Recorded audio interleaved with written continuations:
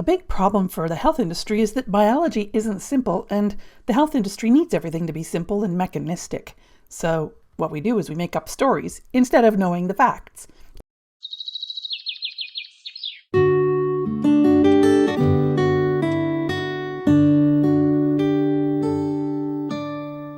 In this video, I'm going to use the official story about how vaccines work from the UN's website to show you what vaccines are really about. And I'm going to point out which parts of that story are wrong, which we know by using real science. According to the official story, vaccines are meant to confer immunity against illness caused by microorganisms, especially viruses. The first part of that story is that vaccines are meant to confer immunity against illness. The idea in this paradigm is that illness comes into us from bad disease-causing things called antigens that come to us from the environment, and we need to make antibodies to fight against them, to keep them from making us sick. This is the official story. And this is a cartoon taken directly from the World Health Organization's informational materials on that.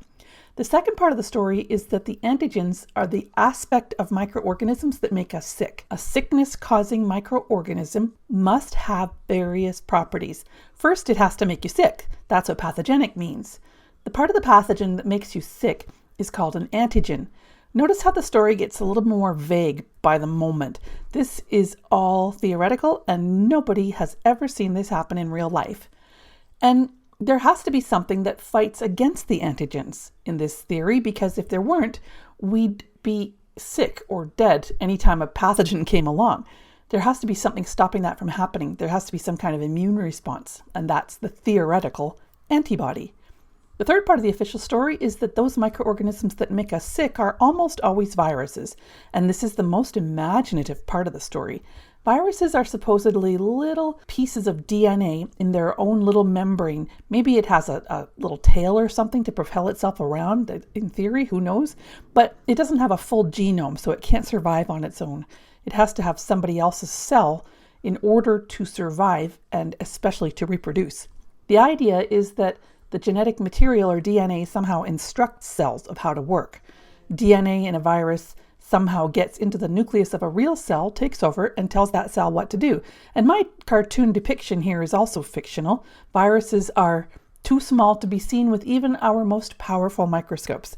Remember, they contain only a piece of DNA, which is really just a big molecule, and we cannot see atoms or molecules.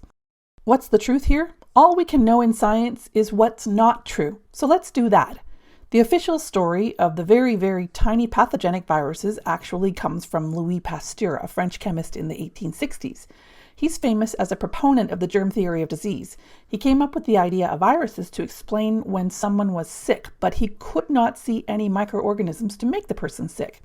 The theory must be true in his logic, so he just added in this magical component to the story. The word virus itself was already in use. It meant thing that makes you sick. It literally meant venom, which initially could be anything that makes you sick, including stress. The idea of catching illness also came way before the idea of pathogenic germs, even way before the scientific revolution.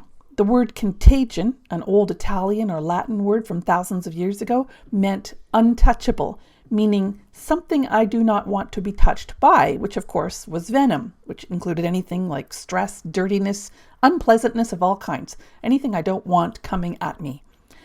Today, we blame all those things on viruses, which are imaginary packets of DNA. The word quarantine has also been around for a long time. It comes from the Middle Ages, and it meant originally 40 days. And it was a 40-day period in which we wanted to try to isolate the venom, not the person. So how do vaccines really work then? As Germanic healing knowledge, Germanische Heilkunde, or German new medicine practitioners know, illness is when we generate a symptom as our response to a negative perception.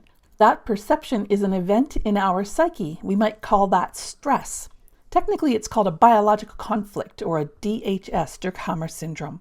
The body then does something about what is happening in the psyche, and that response is what we call a symptom, and it's also what the medical people would pick up as an antibody on a test, and they would call it an immune response. Here's a picture of Joseph Lister in the 1860s spraying an acid in the surgical area to keep it clean. He'd been doing this for decades. He'd noticed that when he put an acid-soaked rag on an infection, the infection went away.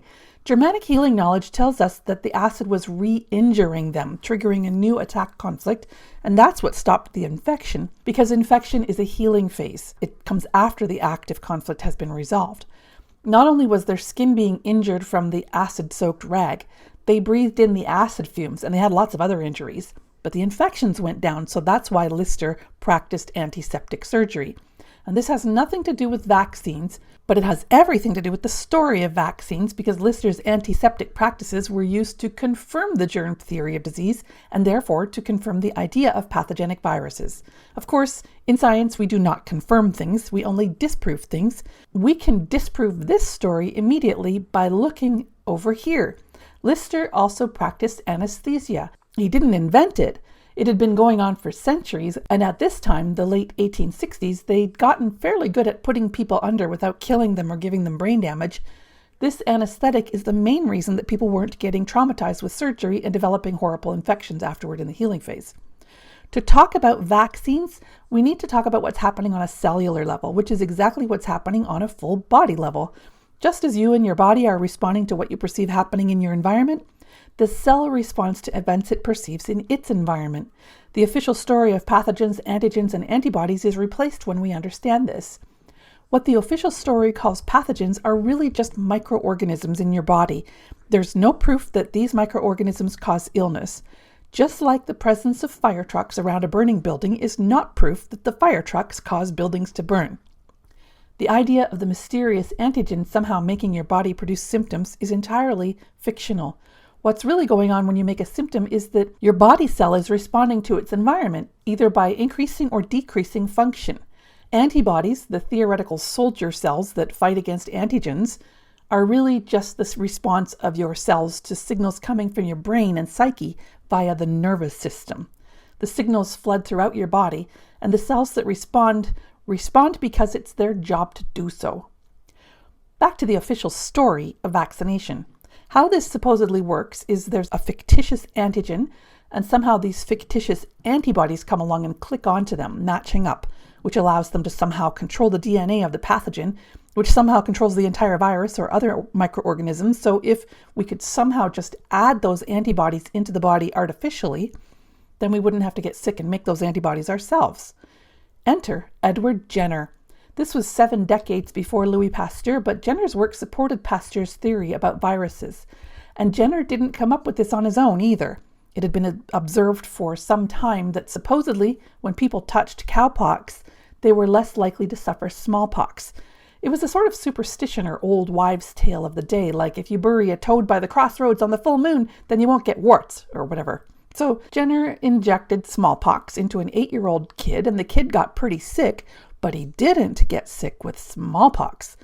Later on, Jenner injected the kid with smallpox pus, and the kid still didn't get sick with smallpox. In fact, he didn't get sick the second time at all, which of course was because he'd resolved the conflict of being injected with disgusting, gross pus. But hey, voila, this was taken as proof that being injected with gross stuff somehow prevented you from getting smallpox. Now, Jenner and his family also didn't get smallpox, even though he didn't inject them or himself. But the important thing was that the kid didn't get it.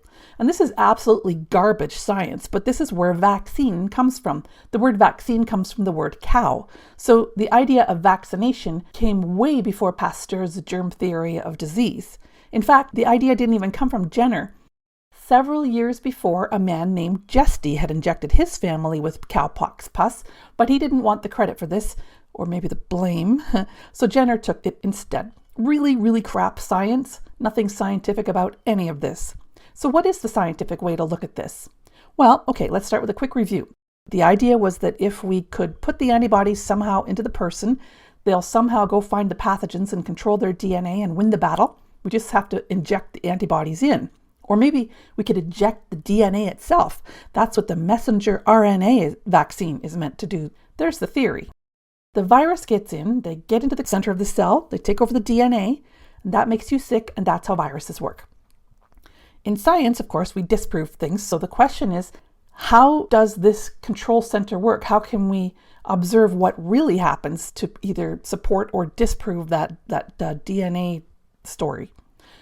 How does injecting something into your arm change the behavior of cells in your body? Decades ago, the actual science was done. They tried to trigger changes by damaging or rearranging the genetic material inside a cell, but nothing would happen whenever they tried this. So what they did was they tried just removing the genetic material, the DNA, altogether to see how this would change cell behavior, whether the cell would become sick. And when they did this, nothing happened. The cell didn't care at all. Every cell responds to its perception of its environment, even if you remove the DNA, because it's actually the cell membrane that decides the cell's behavior. Because the cell membrane picks up signals from the environment, and that's how the cell decides how to behave. So that's the official story of how vaccines work, and the science of how vaccines work shows that this story is total crap, absolute garbage, shouldn't have been invented in the first place. And by the way, when Pasteur, Lister, Jenner, and Jesty were coming up with all this, none of them knew the faintest thing about genetics. DNA wasn't discovered for another several decades. So this is all just fiction on top of fiction on top of fiction, and all of it disproven repeatedly. If a vaccine works, it works by changing the cell's environment. Cells adapt to the new environment. If there's a so-called immune response, what the test is picking up is the adaptation of the cells to their new environment. I hope you found the video interesting and informative. Please like and subscribe. Check out my video, How to Find the Conflict That's Causing Your Symptom. Link in the description.